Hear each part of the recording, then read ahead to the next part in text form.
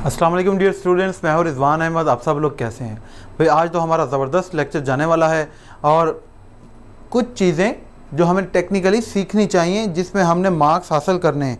और अगर आपने रेफरेंस टू कॉन्टेक्स्ट में 5 नंबर पूरे लेने हैं तो उसका तरीका ये है कि उसको बहुत सिंपल करके लिखें और उसमें कोई मिस्टेक ग्रामेटिकल ना हो।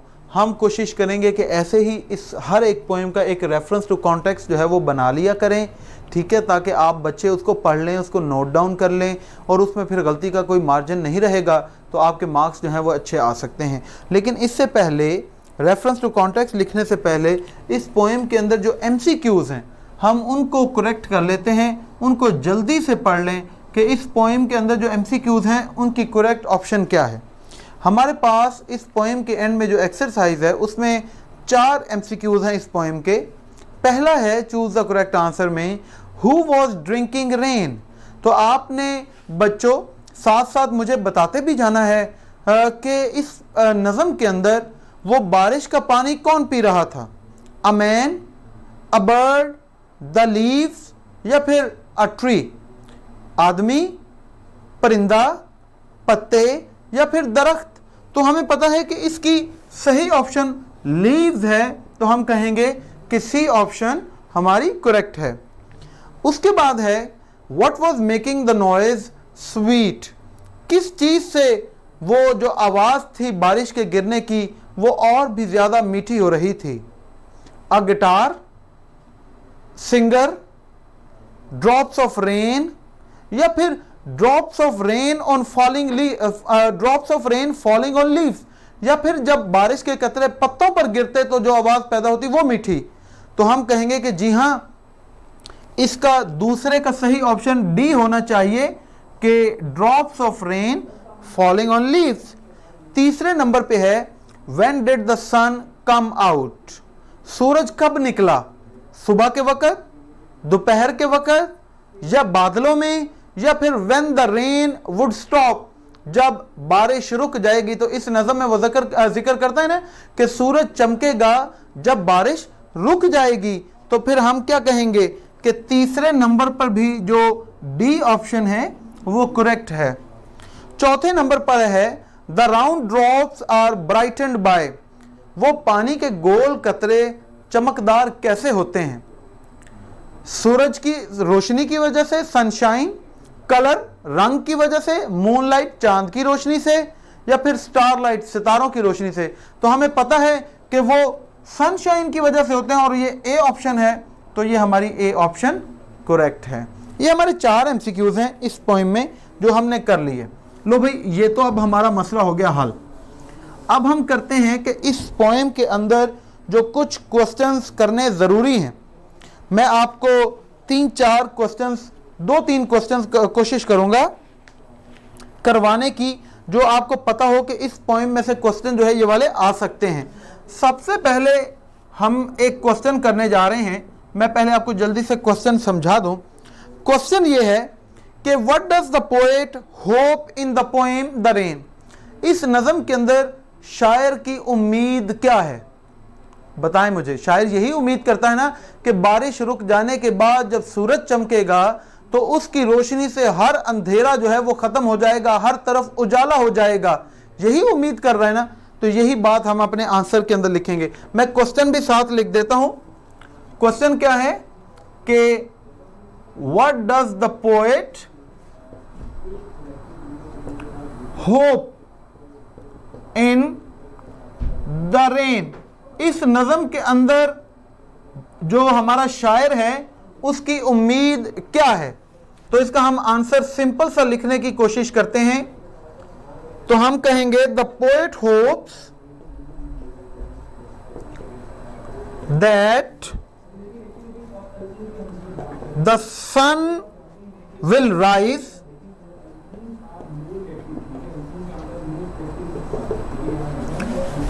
After the rain stops. It will brighten each dark drop, full stop. It will be a lovely sight. देखा, हमने वही बातें की जो नज़म के अंदर लिखी हुई. The poet hopes that the sun will rise after the rain stops. जब बारिश रुक जाएगी तो सूरज चमकेगा. तो वो क्या करेगा? It will brighten each dark drop. हर अंधेर कतरे को ये चमकदार रोशन कर देगा. It will be a lovely sight. और ये मंजरनामा देखना जो है वो बड़ा ही अच्छा होगा. तो चूंकि हमें पता है कि ये पोएम सिंबॉलिक है, कल भी हमने तो एक आधा सेंटेंस इसके अंदर हम ऐड कर सकते हैं कि symbolically it means that all exploitation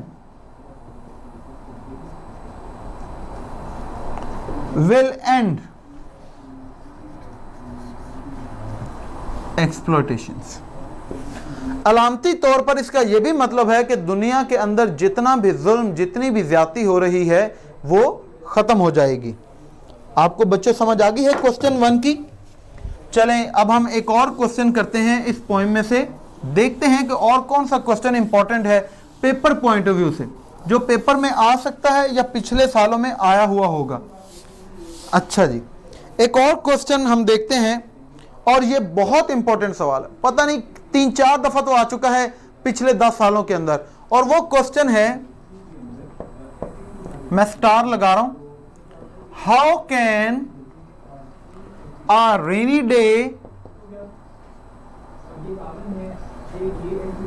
B enjoyed.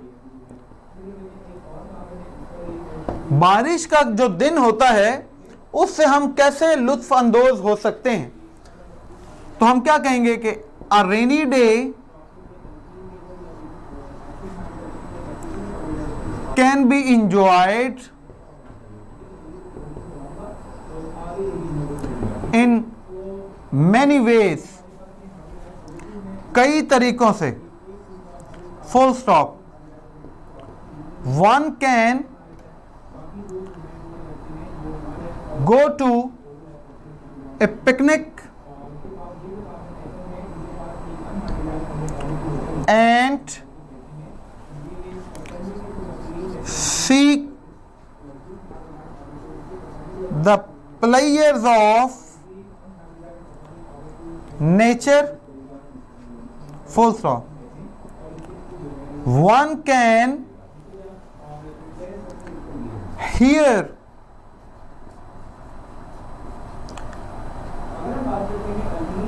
the musical display of rain as well. Full stop. बारिश का दिन कैसे एंजॉय किया जा सकता है, तो हमने अपने तौर पर ही इसको बयान करना है. A rainy day can be enjoyed in many ways. कई तरीकों से लुत्फ अंदोज हो जा सकता है. One can go to a picnic and seek the pleasures of nature.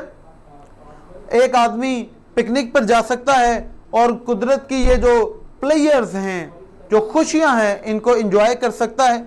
One can hear the musical display of rain as well.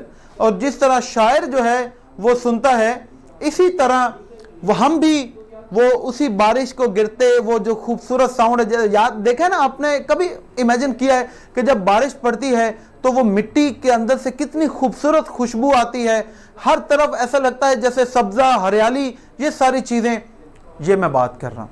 ठीक है, चलें जी अगला सवाल देखते हैं कि क्या एक और सवाल मैं चाहता हूँ कि मैं आपको करवाऊँ, क्योंकि वो पेपर में आया हुआ है और मैंने खुद भी चेक किया हुआ है बोर्ड में. वो सवाल ये है,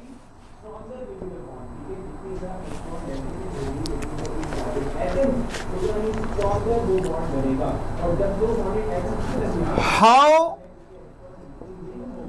this poem is a musical display of rain. ये नज़म जो है ये बारिश के गिरने से जो मौसीकी पैदा होती है, ये नज़म इसके बारे में हमें कैसे बताती है.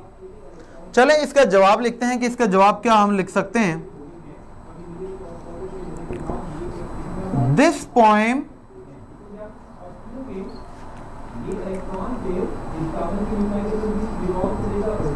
discusses a great phenomenon of nature, that is the rain. The poet hears drops of rain falling on the leaves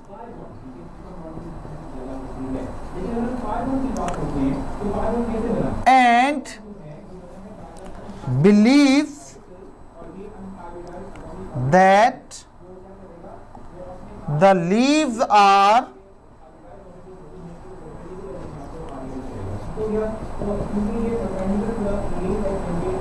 drinking them, उन कतरों को पी रहे हैं। बस इतना काफी। म्यूजिकल डिस्प्ले ऐसे है क्योंकि ये कुदरत का जो खूबसूरत शाहकार है बारिश, उसको डिस्कस करता है। फिनोमेनन होता है मजहर, शाहकार। This poem discusses a great phenomenon of nature, that is the rain. The poet hears drops of rain falling on the leaves and believes that the leaves are drinking them. ठीक है, तो इस तरह ये भी कह सकते हैं, it creates a sweet noise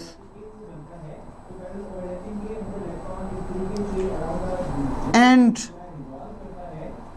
makes the poet happy. इस तरह भी हम कह सकते हैं। और ये जब बारिश के कतरे गिरते हैं तो उससे एक खूबसूरत आवाज पैदा होती है और उस आवाज को सुन के हमारा शायर भी खुश हो जाता है। तो यही मकसद हो सकता है ना।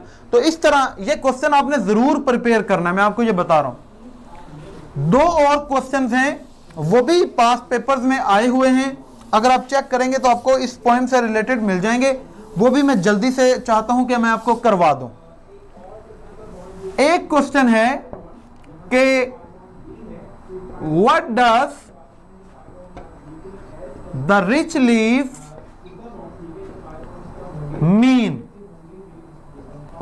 अमीर पत्तों से क्या मतलब है? तो इसका आंसर मुझे, मेरा ख्याल है, लिखना नहीं चाहिए, आपसे लिखवाना चाहिए, क्योंकि आपको यह जुबानी याद होगा कि अमीर पत्तों से क्या मतलब है।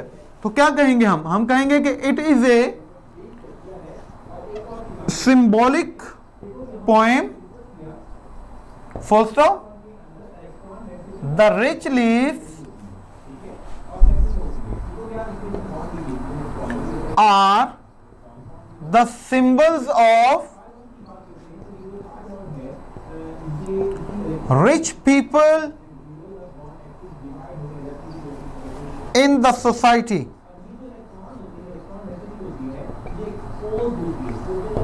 The poet points out a grave fact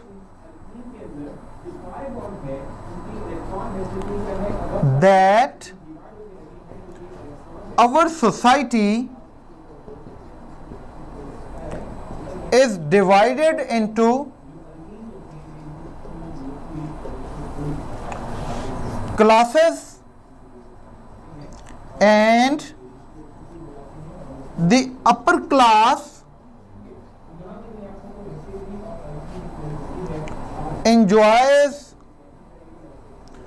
all the benefits.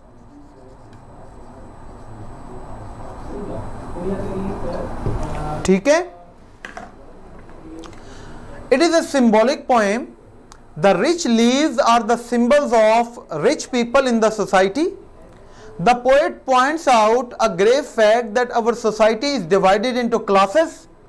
मुख्तलिफ तकसीम हो चुके हैं क्लासों के अंदर, अमीर लोग, तबकात, and the upper class enjoys all the benefits. तो अमीर पत्तों से मतलब है अमीर लोग तो जिस तरह अमीर पत्ते पहले बारिश ले लेते हैं, इसी तरह अमीर लोग भी माशरे के अंदर जो फैसिलिटीज़ होते हैं उनको जो है वो पहले अडॉप्ट कर लेते हैं, उनसे इंजॉय कर लेते हैं। ठीक है, ओके। आखिरी सवाल इस पोएम में से जो आपने करना है वो क्वेश्चन है, what does the poor leaves mean? What does the poor leaves mean? गरीब पत्तों से क्या मुराद है? तो हम इसका आंसर बिल्कुल उसी तरह शुरू करेंगे जैसे हमने पहले किया था। हम कहेंगे it is a symbolic poem, full stop. The poor leaves are the symbols of the poor people या the poor in the class, in the society.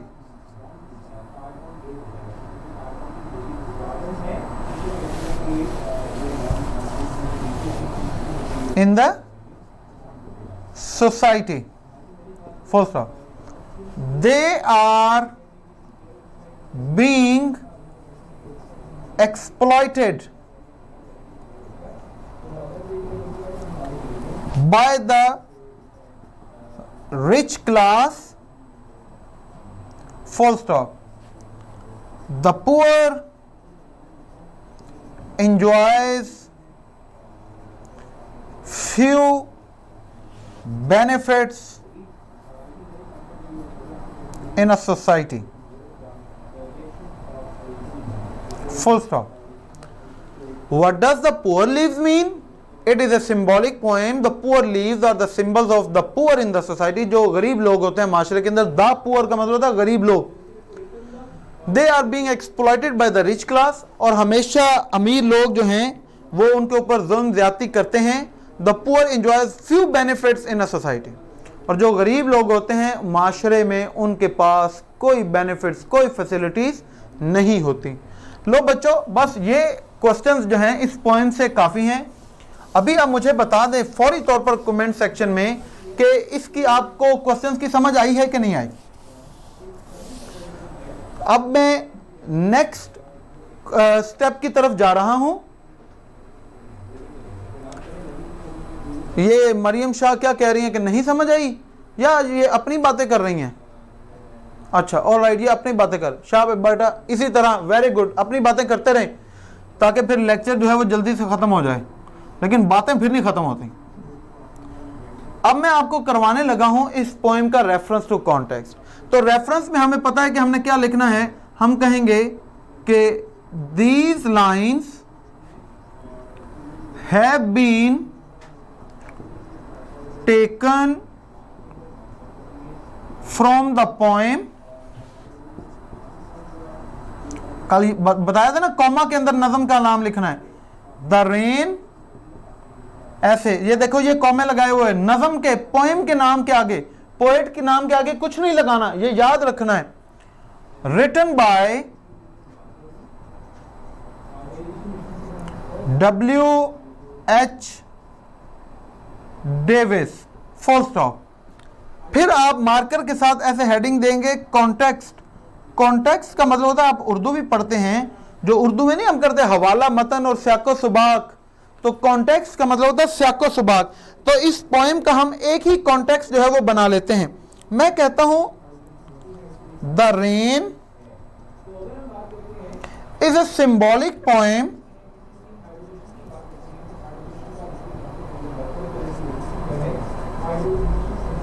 in which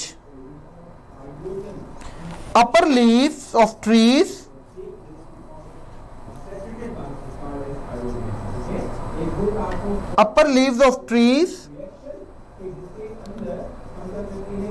represent the rich class in the society,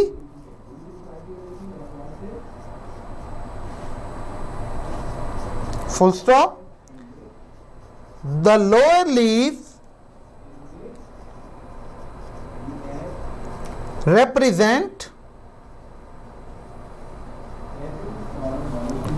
the poor class in the society,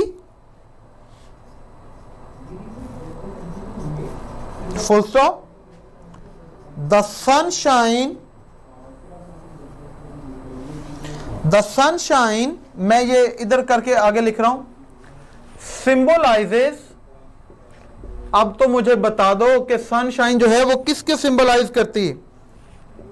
ये उस दिन को when darkness, अंधेरा जो है वो खत्म हो जाएगा। किस चीज का अंधेरा? पॉवर्टी का, जुल्म ज्यादती का। will come to an end, full stop. There will be a fair distribution of resources between the two classes.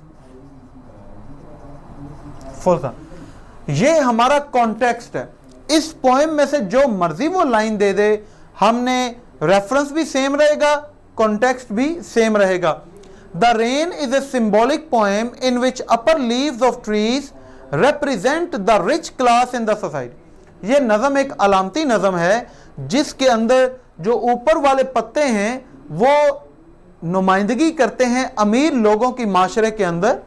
The lower leaves represent the poor class in the society, नीचे वाले पत्ते नुमाइंदगी करते हैं गरीब लोगों की। द सनशाइन सिंबलाइजेस, और जो सूरज की रोशनी है वो नुमाइंदगी करती है, वो अलामत है द डे, उस दिन की, when darkness of poverty will come to an end, जब गुर्बत का ये अंधेरा जो है वो खत्म हो जाएगा, छट जाएगा। there will be a fair distribution of resources between the two classes, और अमीर और गरीब लोगों को दरमियान जो है वो सही, मुनासिब, फेयर, इंसाफ पर मबनी जो रिसोर्सेज हैं, वसाइल की तकसीम होगी। ये किरण ने जो है वो बहुत अच्छा लिखा है। ये मुझे बड़ी अच्छी लगी बात कि जब पुअर लोगों को भी इंसान समझा जाएगा। वाकई देखें, बहुत कम लफ्ज़ों में उन्होंने बहुत अच्छी बात की। वाकई हमारा माशरा आज का दौर ऐसा है कि हम गरीब लोगों को शायद इंसान ही नहीं समझते। अल्लाह हमें माफ़ करे और अल्लाह हमें जो है वो उनके साथ प्यार करने की, उनके साथ मोहब्बत करने की तौफीक अता फरमाए। अब ये देखें कि ये रेफरेंस हमने इस तरह मार्कर के साथ, नीचे बॉल पॉइंट के साथ या पेन के साथ लिखा, नीचे हेडिंग दी कॉन्टेक्स्ट की, हमने फिर कॉन्टेक्स्ट की हेडिंग के बाद ये सारा पेन या मार्कर के साथ लिखा। अब जगह चुके काम है इसलिए मैं ये अभी मिटा रहा हूं। तो इसी तरह जब आप कॉन्टेक्स्ट लिख लेंगे तो कॉन्टेक्स्ट के नीचे आप हेडिंग देंगे एक्सप्लेनेशन की। तो आपने जो है बस ऐसे, अभी देखें, जो सिंपल सी एक्सप्लेनेशन हो सकती है किसी भी पोएम की ओवरऑल, वो आप लिख सकते हैं। ठीक है, अब फिर नीचे आप हेडिंग देंगे एक्सप्लेनेशन। अब आपने इस सारी पोएम को या उन लाइंस को आपने एक्सप्लेन करना है। मैं इस तरह मैं कहता हूं, द पोएम डिस्क्राइब्स या is about two blessings of nature. ये नज़म कुदरत की दो नेमतों के बारे में है। कौन कौन सी? That is the rain and the sunshine. एक नेमत है बारिश और एक नेमत है सूरज की रोशनी। The poet is delighted to C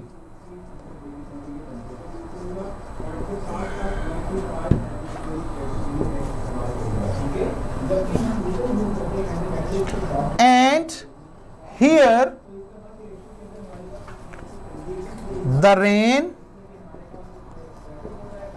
falling on the leaves of trees. It all creates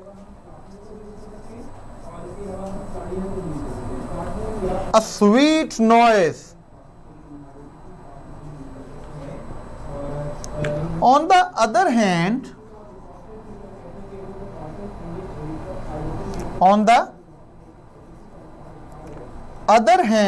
comma,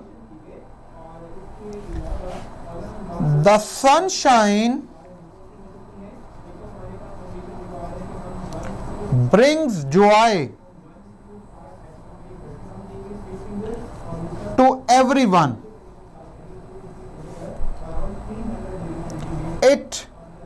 मैं अब ये इस साइड पे लिख रहा हूं बच्चों, it brightens each dark drop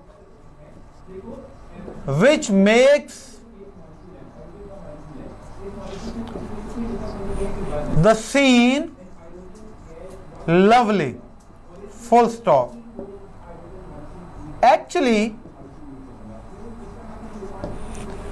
these are the symbols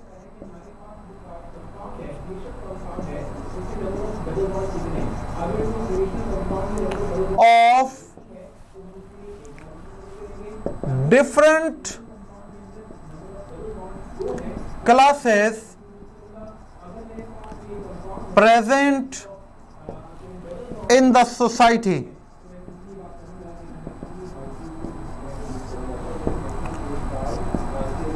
The rich class enjoys all the luxuries of life and exploits the poor. लो बच्चों, अब देखो ये हमारी एक्सप्लेनेशन वही है जो हम अपनी पूरी पोएम पढ़ते हैं. The poem is about two blessings of nature, that is the rain and the sunshine. The poet is delighted to see and hear the rain falling on the leaves of trees. It all creates a sweet noise. On the other hand, the sunshine brings joy to everyone. It brightens each dark drop, which makes the scene lovely. Actually, these are the symbols of different classes present in the society.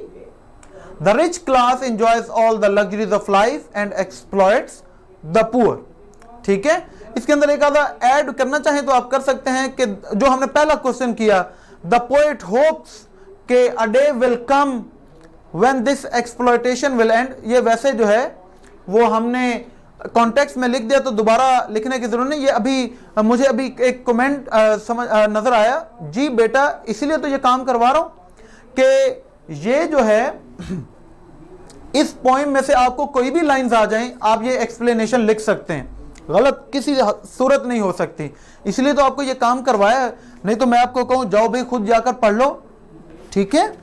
और दूसरा ये कि एक बच्ची पूछ रही है कि इसके कोई सिनोनिम्स होंगे. जी हाँ बिल्कुल बच्चे, मैंने आपको कल भी बताया था जब डिवीजन ऑफ मार्क्स बताई थी कल ही, कि आपको कम से कम 2 या 3 सिनोनिम्स जो हैं वो पोएम में से आएंगे.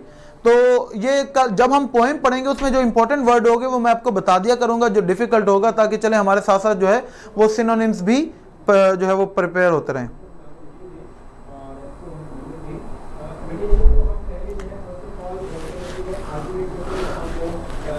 जी बिल्कुल. ये किरण जो है ये पूछ रही है कि synonyms of portray, delineate, depict, describe, draw, image, limn, paint, picture, render, set out, sketch. या तो ये आप किसी का बता रही हैं या अगर पूछ रही हैं तो ये हमारी इस पोएम से रेलिवेंट नहीं है. ठीक है. हाँ पोर्ट्रे, जी पोर्ट्रे के ये सारे सिनोनिम्स हो सकते हैं. बिल्कुल पोएम के सिनोनिम्स होता है ballad, composition, epic, lyric, poetry, rhyme, sonnet, verse. लेकिन अगर आपको पता हो तो ये सारे अलग अलग किस्म हैं. ठीक है. ऑलराइट. अब मुझे आप जल्दी से कमेंट सेक्शन में बता दें कि जो आज हमने एक्टिविटी की है वो फ्रूटफुल रही है, क्योंकि मुझे तो लगता है कि ये फ़ायदेमंद है कि आपको कॉन्टेक्स्ट भी पता चल जाए, आपको जो है वो एक्सप्लेनेशन भी एक मिल जाए, तो ये आसान हो सकता है। पोइट्री का सिनोनिम वर्स हो सकता है, अभी किसी ने बताया जो है वो बैले, ये भी एक किस्म होती है। लिरिक्स, ठीक है, कंपोजिशन, एपिक पोएम, ये किस्म है सारे। सोनेट भी एक खास किस्म की पोएम होती है। चलें जी, ठीक है, थैंक यू। अब भाई आप मुझे शुक्रिया क्यों कह रहे हैं, ये तो मेरा फर्ज है और मुझे अच्छा लगता है आप लोगों को पढ़ाना। मुझे आप लोगों को थैंक यू बोलना चाहिए कि आप हमें टाइम देते हैं, यहाँ पर पढ़ते हैं, और हमें खुशी होती है कि जब आप सीरियसली जो है वो अपने ज़िम्मे जो आपके काम होता है वो काम करते हैं। टेस्ट आप अच्छी तरह से दे रहे हैं, अगरचे कि मेरा टेस्ट नहीं हो रहा, टाइम नहीं मिल पा रहा, लेकिन बाकी सब्जेक्ट्स में आपका बड़ा अच्छा रिस्पॉन्स आता है टेस्ट का। मैं भी कोशिश करूँगा कि ओके ये ले, ठीक है, आज मुझे याद नहीं रहा, मैं साइड पे हो जाता हूँ, आप ये स्क्रीनशॉट जो है वो अब आप ले सकते हैं, ठीक है बिल्कुल सही कह रहे हैं कि अगर मैं आगे खड़ा रहूंगा तो स्क्रीनशॉट आप कैसे लेंगे। चले, बहुत शुक्रिया, बहुत ओवरवेलमिंग आपके रिस्पॉन्स आ रहा है कि अच्छा काम हो गया। ये क्या कह रहे हैं, गालिब क्या कह रहे हैं कि सर रेशियोसिनेशन, बेटा मुझे ये वर्ड की समझ नहीं आई, क्या मतलब है इसका, ये रेशियोसिनेशन क्या होता है, आप किस कॉन्टेक्स्ट में पूछ रहे हैं। वैसे ये word I am sorry to say मैंने कभी पढ़ा नहीं है, अगर आपने पढ़ा है तो आप हमें हेल्प आउट कर दें, लेकिन अगर हो सकता है कि स्पेलिंग मिस्टेक है तो आप ज़रा काइंडली करेक्ट कर लें अपने आप को।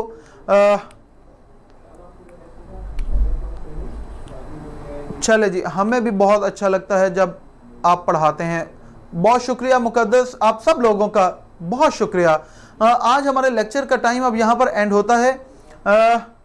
जी जी, इंग्लिश के टेस्ट भी बस करें, पहले ही मेरे ऊपर बहुत ज़्यादा जो है प्रेशर है कि मैं अपने टेस्ट क्यों नहीं ले रहा, तो आप, मैंने तो बस कहा कि भाई इंशाल्लाह हो जाएंगे, आप डोंट वरी। मैं आपको ये बता रहा हूँ, मुझे इतने साल हो गए पढ़ाते और पता नहीं, मैं यहाँ पर नहीं डिस्क्लोज कर सकता कि मैं कहाँ पढ़ाता हूँ, कहाँ, लेकिन मेरा आपसे प्रॉमिस है कि इंशाल्लाह at the end of the day अंग्रेजी के हवाले से आपको परेशान एक एक लफ्ज जो है वो आपको करवाऊंगा। चले बेटा गालिब, मैं रेशियोसिनेशन जो है वो मैं अब देखूंगा इसको कि इसका क्या मतलब है, और इंशाल्लाह कल मैं एक्सप्लेन कर दूंगा, ठीक है। चलें, अपना ख्याल रखिएगा, आज के लिए इतना ही, दुआ में याद रखें, फॉलो भी करते रहा करें। अल्लाह हाफिज़ बच्चों।